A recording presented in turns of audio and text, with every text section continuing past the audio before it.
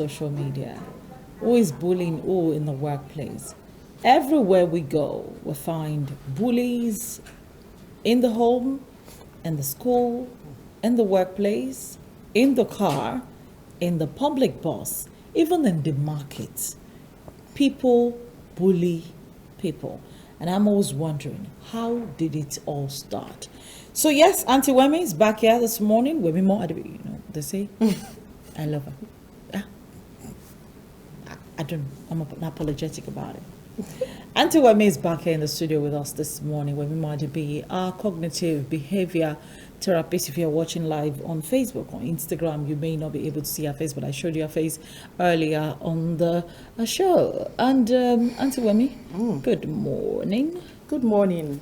I know you were harassed this morning. No powder, nothing, only lipstick. I know what is happening. But even at that, I'm still slaying. Come on. You see, the meaning you're wearing self is slaying. Even is Santa Claus in your house? I'm feeling the vibe already. I'm feeling vibes and vibes. Yes. I'm feeling down. I don't want anything to cut down on my vibes. On your vibes? I want to keep it at that pace. I'm trying to catch vibes from you this morning. Trust me, I'm not feeling it. And I have a pharmacist here, Ikhanoba, Humphrey Julius. He's been on the Bumper Breakfast show to share a story back with us before. Good morning, Julius. How are you doing today? All right, let's talk. It's all about drug abuse and it's all about bullying. Now, before I do the link, Auntie Wemi, how do we identify bullying tendencies in our children? Do children actually carry this bullying tendency from pregnancy, or do they just acquire it from the society or from the home? Okay, thank you very much. No child was born being a bully. Every child was born plain. Okay. Okay, the tendency and maybe the behavior was learned. And a child who already has a temperament in the area of being a very assertive one, okay, if grows in an aggressive environment, could develop into becoming a bully. Okay. Because we have children who are very assertive personalities. We have children who are very bold, and then have it done my way children. They were born that way, actually. They were born that way. Yeah. That's the way they were born. If I'm going to categorize it in psychology, the way we say they are cholerics. Okay. A male or female. Okay. But if the tendency... I'm not a bully. Okay, no problem. If the child now grows in an environment that's seen towards aggression, towards violence, towards not being empathetic, then the bullying tendency will become full-fledged, basically. So I'll say that no child was born or is born a bully. Some children are born assertive. Yes. Okay? Naturally. No child was born a bully. And this thing that we call bullying, aggression is what gives rise to it. Is what gives rise to it. Okay. Okay. And when I was doing my research, I could see that this thing we call aggression is categorized into two segments. Yeah. We have the proactive and the reactive aggression. Okay. Okay. The proactive are the ones who they are premeditated. They are like, this is what I'm going to do, is organized. Okay, and they do it repeatedly. Those are the ones you go categorize as bully. Okay. But the reactive are the ones who do it to defend themselves. Whether over time they've been bullied and they just also develop that mechanism of being defensive. All right. So when you are dealing with a child in the area of aggression, you need to know, have you always, or did you develop this to cope in the bid to escape being bullied? However, we need to understand that children bully themselves, and then children are beginning to bully their parents too. True. Because they created an environment for it, basically. So create an environment for bullying, and then the child begins to bully. Yeah, and then let me add that most times bullying can be associated with serious emotional problems. Yes, serious emotional problems. Children, they throw tantrums. Okay. At whatever developmental stage. Okay. So you need to know what you're dealing with. However, a child who has been known repeatedly, if you know it's a pattern, you know, bullying is a repeated action, Yes. aggressive action. Yes. And then you've seen it attached to a pattern, then it's a display of an emotional problem. Okay. Really. Okay. So, and then all of this could link to delinquent behaviors, which I'm sure he will have to come in that. Delinquent behaviors where they become aggressive, they become destructive, they hit other children, they fight, and they get to the point where they actually look for ways to get rid of people, and they go about Because it in different ways. Coming to that point where you just landed, there is a woman, a young lady, who told me the story of her aunt. The woman was married to a man who had a widow who had 3 children, 2 girls and a boy. The boy is the first child. Now, the woman moved out of the husband's house in Rivers State and moved to Enugu State. Why? The son bullies the wife. It had gotten to the point where threatens to stab the woman, slaps his father's wife. It's like slaps her, you know, gets all violent, and suddenly begins to hold maybe a turner, begins to hold a knife, you know. She got to the point where she felt her life was threatened, and she had to move out of her house. So she moved to her husband's house in another state. The husband now became a visiting husband because the boy was still actively at home at that point in time. He was in secondary school going to the university. When he got to the university, he was still in Rivers. So there was no way she could be present in the house. All the girls in the house had to go to boarding school because this one child was a bully. So the only person in the house apparently doesn't bully is the father. My question was the father violent? They said no. So, you know, is it possible that a child would develop a strange tendency like that, even though the parents are not? Psychologically, is it possible? You know, I said earlier that fundamentally, bullying is a language of an emotional problem. So if you dig deeper, you would discover that something went wrong with him, sort of. And the truth is, from my experience and the work with children, I discovered that they want to be assertive because they felt rejected at some point, or they felt, you know, there was a gap in between, maybe rejection, maybe they were maltreated and all, and because there's something in them also, you know, the environment popped it up, and the room for expression, you know, gave rise to it. So you're saying that irrespective of what happens, if a child is emotionally troubled, damaged, it's likely to manifest in various ways, and which comes to the issue of drugs. If a child is emotionally, from your perspective, let me say from your experience now, what would you say that guy, that young man I just described, what would you say he's going through? From my own perspective and from my field, being a pharmacist, the very first diagnosis I would recommend is we should check if he's not into drugs, because that's the very first thing, you know, that would give you the confidence and such, you know, before you can bring out a knife, you know, to stab, and then you know there's a law to the land. So it's just drugs that would make you feel on top of the world, and then be like nothing would happen. Even if the police comes into play, you would stab them, because it's actually something that happened to me. During my own time, this is a Mark Iron Police, Ilasan State Division. I stabbed myself because if you're into drugs, you will not feel pains.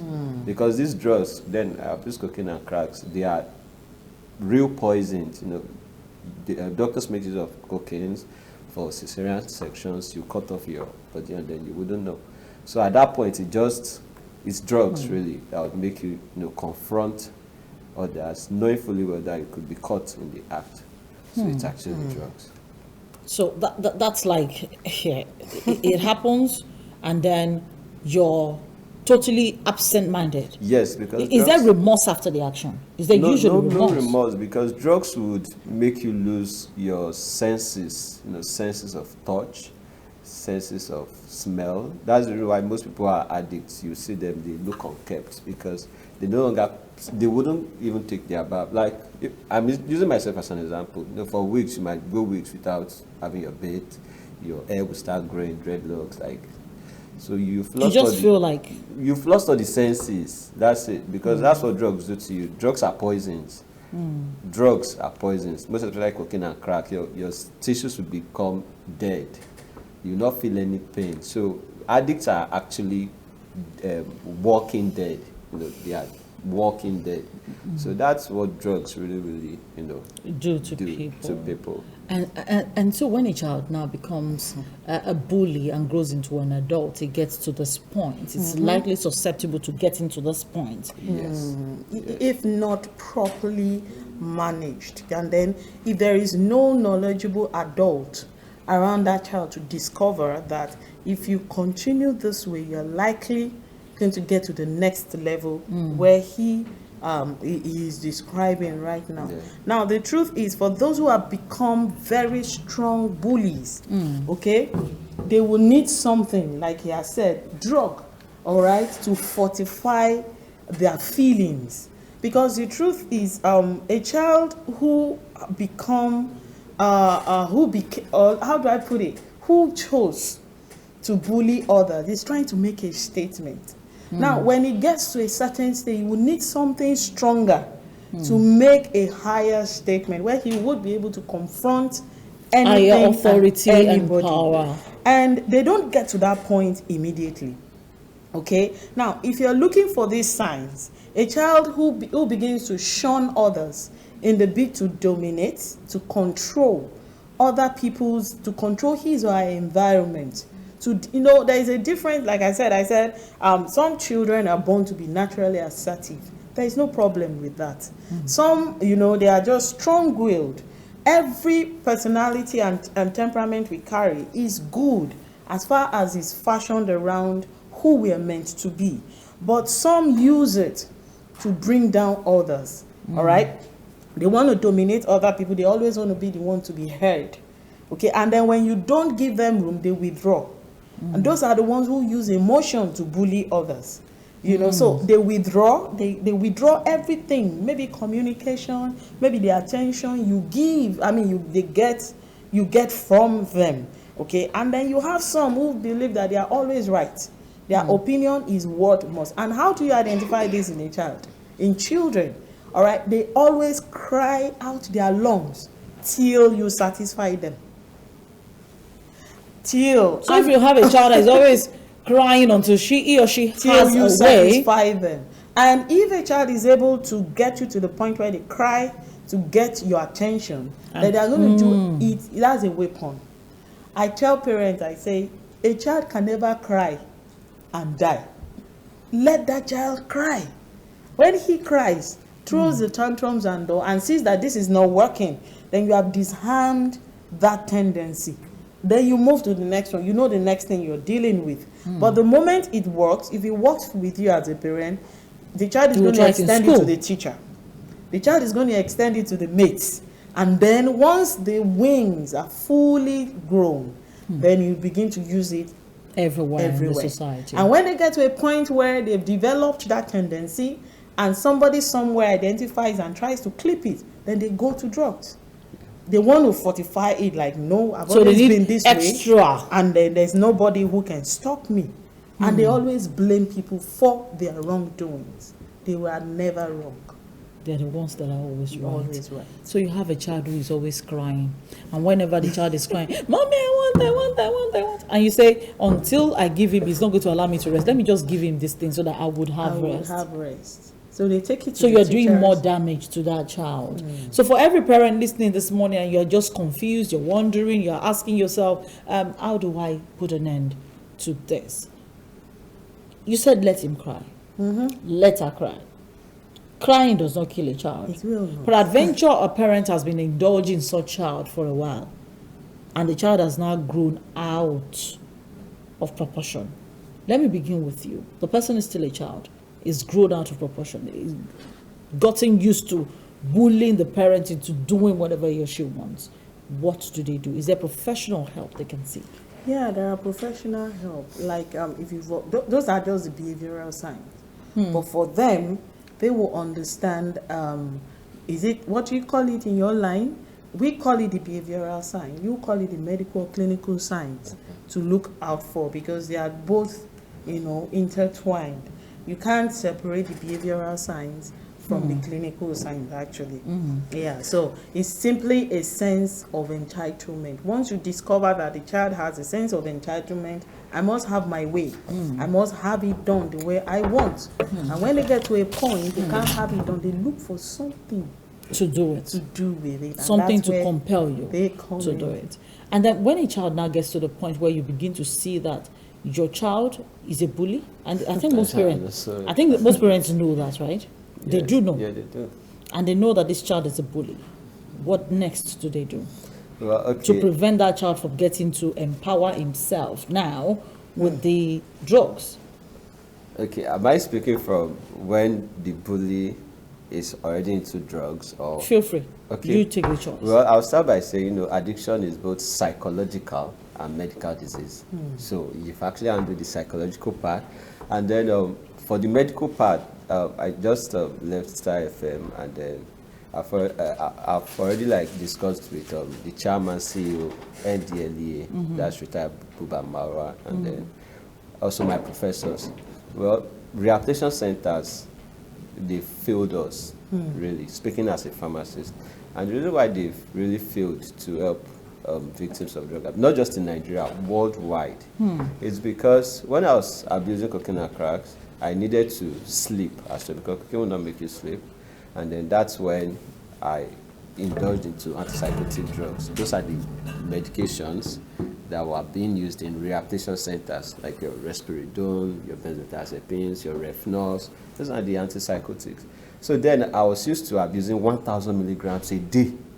1,000 up to, no, that's what addicts do. We know these drugs. There are no such things called prescription drugs. Those prescription drugs are just for the learned, I need a doctor to sign, but these drugs are in the streets. So all the drugs being used in rehabilitation centers is what we abuse, 1,000 milligrams, 2,000 milligrams. Then when we now get to rehabilitation centers, they now give us these same drugs in lower quantity, like 20 milligram, 50 milligram. So, and then we would No wonder you say they are not working. Yeah, it's called therapeutic failure in our field.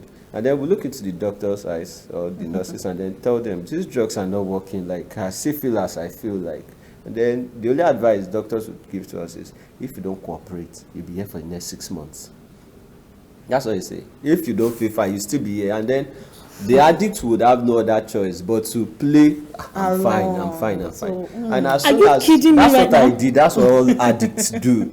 So in I'm the fine. rehabilitation center, Yes. the doctors tell you, Yes, now that's you what, want to go, that's what yes, pretend. No, they will not say pretend. You use your head. Yeah. They will not say pretend. But if you are not fine, you still be here, because you ask how long do I have to be here? They'll tell you if you are fine, you'll be here probably 3 months, 1 month. But if you are not fine, you are here forever. So you too, you'd have to play along, because that's one thing about it.